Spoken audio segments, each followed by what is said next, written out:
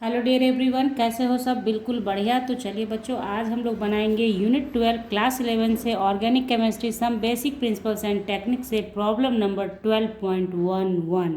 Okay, तो चलिए start करते हैं बनाना। और ध्यान से समझिएगा, आप एक बारी में समझ जाएंगे और आपको बनाना आ जाएगा। ओके, तो देखिए क्वेश्चन जैसे दिया है आपके 12.11 का क्वेश्चन है, using curved arrow notation show the formation of reactive intermediates when the following covalent bond undergo heterolytic cleavage। ठीक है, तो देखिए यहाँ ऑर्गेनिक केमिस्ट्री के अंदर दो तरह का क्लीवेज होता है, एक हेट्रोलाइटिक क्लीवेज होता है और एक होता है होमोलाइटिक।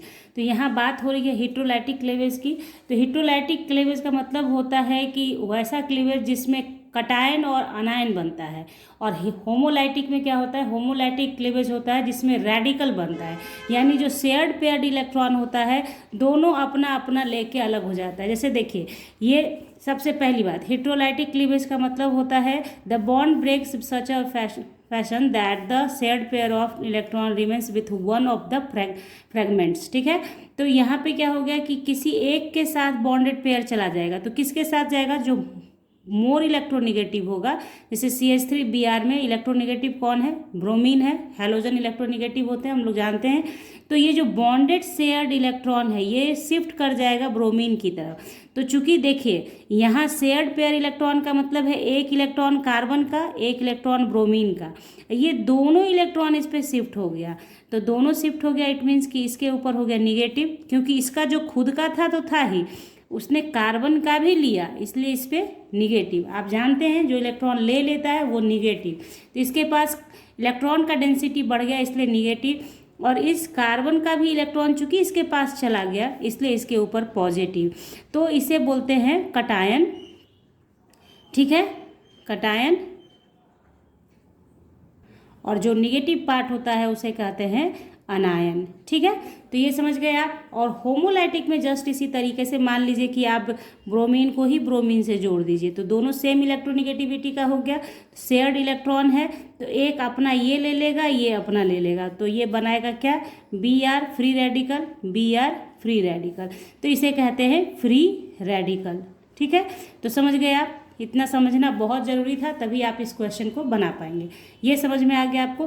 तो मेरा काम क्या है? हेट्रोलाइटिक क्लीवेज हमको दिखाना है। क्वेश्चन हमारा यही कह रहा है।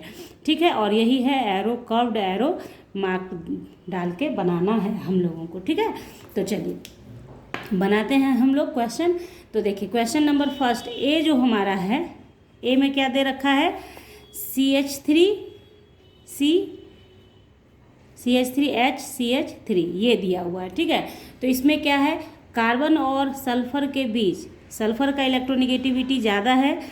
सल्फर के पास लोन पेयर इलेक्ट्रॉन होता है क्योंकि जस्ट ऑक्सीजन के ग्रुप वाला है। जैसे ऑक्सीजन के पास 2 लोन पेयर ऑफ इलेक्ट्रॉन होता है, जस्ट लाइक सल्फर के पास भी सिमिलर होता है। इसलिए ये जो बॉन्डेड पेयर इलेक्ट्रॉन है शिफ्ट हो जाएगा ऐसे, कर्व्ड एरो ऐसे आपने दिखा दिया।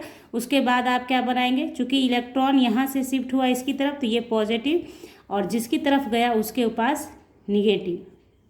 ठीक है, समझ में आई बात। और यहाँ जो देखिए क्वेश्चन में जैसे लिखा गया था रिएक्टिव इंटरमीडिएट्स। ठीक है, तो reactive intermediates free radical, cation और अनायन, इसी को कहा जाता है। ठीक है, तो यहाँ पे बन गया, एक क्वेश्चन हो गया हमारा। अब देखिए बी नंबर हमारा क्या है? बी हम बनाएंगे। तो हमारा क्या है? CH3CN।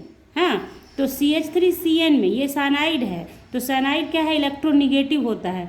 इसके ऊपर CN के ऊपर -1 चार्ज होता है, निगेटिव होता है, इलेक्ट्रोनिगेटिव नेचर का है।